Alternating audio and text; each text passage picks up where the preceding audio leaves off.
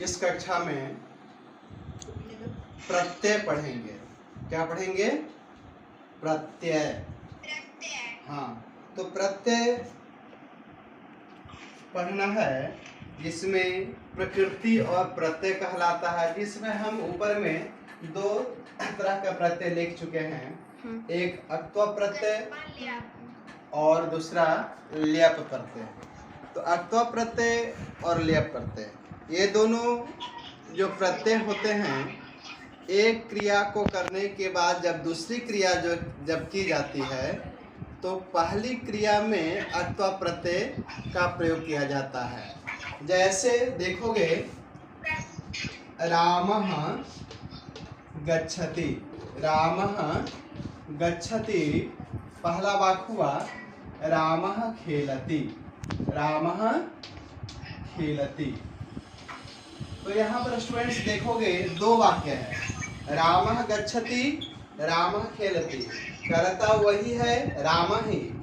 तो एक ही कर्ता दो क्रिया कर रही है, एक जाता है और दूसरा खेलता है। तो पहली जो क्रिया समाप्त हो रही है, पहली क्रिया क्या समाप्त हो रही है? गच्छति।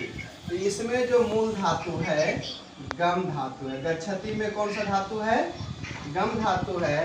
तो गम धातु में अक्त्व प्रत्यय लगाओगे और दोनों को एक तरह से, तो गम प्लस अक्त्वा, अक्त्वा में त्वा शेष रहता है। अक्त्वा में क्या शेष रहता है? त्वा। यह जो कर जो है क हट जाता है। हाँ, अक्त्वा में कर हट जाता है, त्वा शेष रहता है। तो गम प्लस अक्त्वा शब्द बनता है गत्वा। इसका अर्थ होता है जाकर। इसका अर्थ क्या होता है? जाकर। हाँ, जाना नहीं, जाकर। जाना नहीं है, जाकर होता है। तो रामः गत्वा खेलति, रामः गत्वा खेलति। आप दोनों को एक साथ वाक्य बनाएंगे तो देखोगे, रामः गत्वा, रामः गत्वा खेलति। दो वाक्य न होकर के एक वाक्य हो गया। तो यह पहली क्रिया समाप्त हो जाने के बाद जब दूसरी क्रिया होती है तो पहली क्रिया में अक्त्व प्रत्यय का प्रयोग होता है। अक्त्व प्रत्यय में त्वा शेष रहता है। यहाँ तक कन्फर्म हो गए होंगे आप सब। प्रत्यय का स्वरूप आप लोग समझ जाएंगे। इसी प्रकार कुछ एग्जाम्पल मैं और बता रहा हूँ।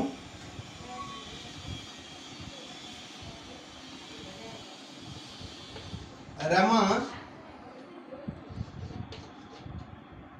खादति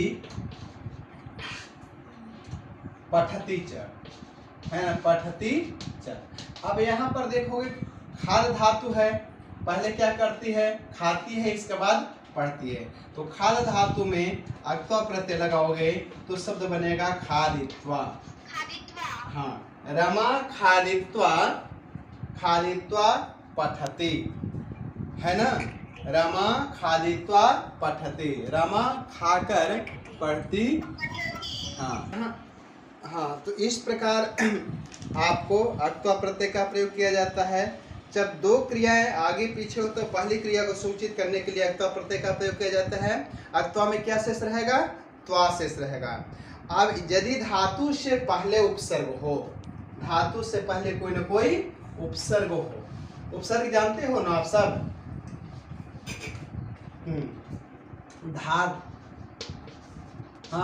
धातु से, हाँ, धातु से पहले, धातु से पहले उपसर्ग हो, उपसर्ग हो तो अक्त्वा के स्थान पर, अक्त्वा के स्थान पर ल्यप प्रत्यय हो जाता है। ल्यप प्रत्यय में क्या शेष रह जाता है? हाँ, धातु से पहले, हाँ, अक्त्वा के स्थान पर ल्यप प्रत्यय हो जाता है।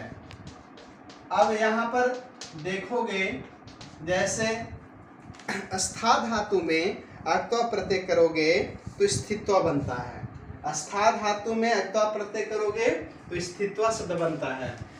अस्था धातु का अर्थ जानते हो क्या होता है? अस्था यानी अस्था धातु में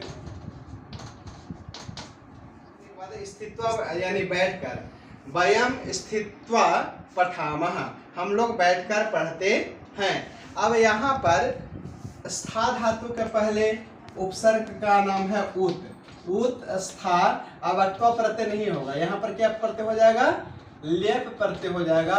लेप प्रत्यय में यह शेष रहता है तो सद बनता है, स्था में समाप्त हो जाता है। तो उत्थाय, उत्थाय मतलब होता है खड़े होकर, खड़े होकर, खड़े होकर। अब बालकः उत्थाय वदति। अब क्लास में रहते हैं तो जवाब पूछना है, तो बालक कैसे जवाब देता है? तो बालकः उत्थाय, उत्थाय वदति, खड़े होकर बोलता है, हाँ जवाब देता है। तो यहाँ पर उत्थाय। इसी प्रकार प्रणम्य, प्रनम, नम धातु में अक्त्वा प्रत्यय लगाने के बाद सद बनता है नत्वा। क्या बनता है? नत्वा। लेकिन यहाँ पर प्र उपसर्ग लगा दोगे तो प्रनम ल्यप, है ना, ल्यप हो जाता है तो सद बनता है प्रणम्य, प्रणम्य, प्रणम्य। दोनों का अर्थ होता है नमस्कार कर ही, है ना। तो आइए स्टूडेंट्स, ऐसे कुछ धातु हैं आपको मैं पूछ रहा हूं या पूछने के बाद बताऊंगा, आप नाम बताएंगे। पठ धातु में अक्त्वा प्रत्यय लगाने के बाद क्या बनेगा? पठ धातु में अक्त्वा प्रत्यय लगाने के बाद, एक मिनट, धातु, हस्त धातु में अक्त्वा प्रत्यय करने के बाद हमेशा बताओगे?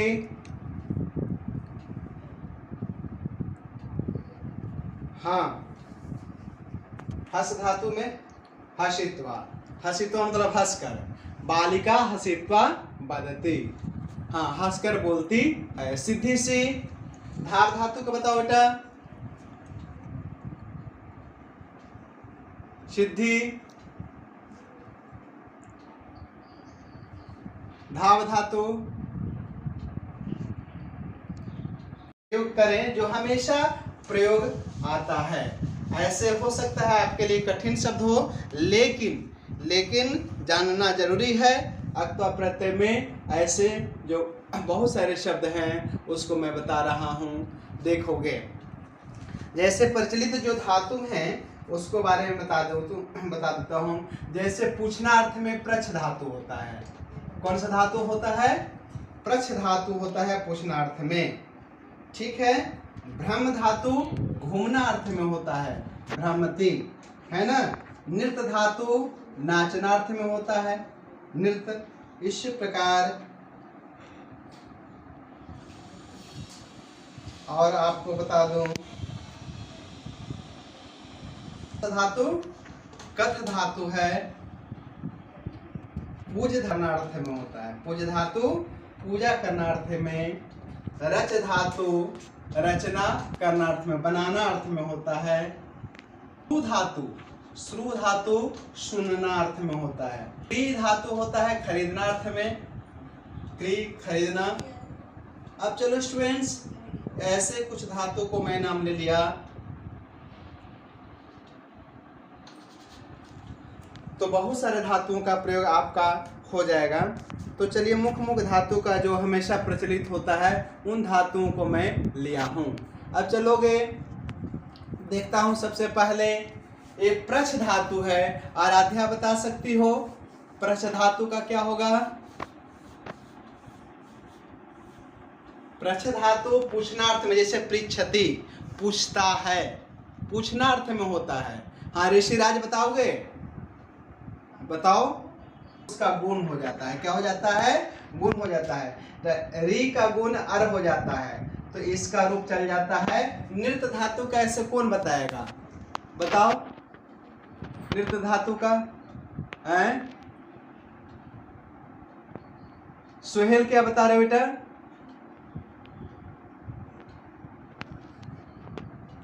हाँ नृत्वा नहीं, हाँ बोलो कुशाग्र।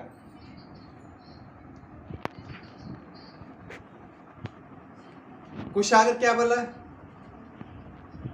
कर, इसमें प्र उपसर्ग भी लगा सकते हो, प्रदाल्य, जिसका अर्थ हो जाएगा प्रदाय। प्रदाय मतलब देकर होता, हाँ प्रदाय होता है। हाँ इसी प्रकार अब कुछ बता जाए, जैसे भू धातु में अक्त्वा प्रत्यय लगाने के बाद भूत्वा होता है, अनु उपसर्ग लगा लोगे, भू धातु ल्य प्रत्यय, अनुभूय। अनुभूय का अर्थ होता है अनुभव, अनुभव कर, अनुभव कर होता है ना। गम धातु में, अब गम धातु है, अक्त्वा प्रत्यय लगाओगे तो गत्वा हो जाता है, आ उपसर्ग लगाओगे तो आगम्य या आगत्य शब्द बनता है। आगत्य, आगम्य व आगत्य भी होता है। अब इसी प्रकार पत धातु है, पत धातु का अर्थ होता है गिरना, पतित्वा। पत धातु का अर्थ होता है पतित्वा। यहाँ पत धातु है में लेकिन उत उपसर्ग लगा दोगे तो यहाँ पर उत्पत लेप हो जाएगा और उत्पत्ति, उत्पत्ति, उत्पत्ति मतलब हाँ जिसका अर्थ होता है उड़कर, पतति गिरता है, उत्पतति उड़ता है, उत्पत्त्य उड़कर, है ना। उत्पत्त्य इसी प्रकार विक्रिय बेचकर हुआ, जैसा बताया। प्र आप लेप, प्र उपसर्ग है, आप धातु है और लेप प्रत्यय करने के बाद शब्द प्राप्त है प्राप्य, पाकर, है ना। प्राप्य, प्राप्य, प्राकर, हाँ हाँ। कुछ कुछ ऐसे भी धातु होते हैं जो उपसर्ग लगाने के बाद अर्थ में परिवर्तन नहीं होते हैं, अर्थ में परिवर्तन नहीं होते हैं, फिर भी ऐसे आपको ये लेप प्रत्यय का कुछ एग्जाम्पल मैं बताया। और लेप प्रत्यय यही उपसर्ग है, दोनों का अर्थ समान ही होता है। अक्त्वा और लेप प्रत्यय दोनों का प्रयोग एक ही जैसा होगा। धातु एक क्रिया करने के बाद जब दूसरी क्रिया की जाएगी तो पहली क्रिया में अक्त्वा प्रत्यय लगेगा और अक्त्वा प्रत्यय के पहले यानी धातु के पूर्व में यदि कोई उपसर्ग लगेगा तो वहां पर लेप प्रत्यय हो जाता है।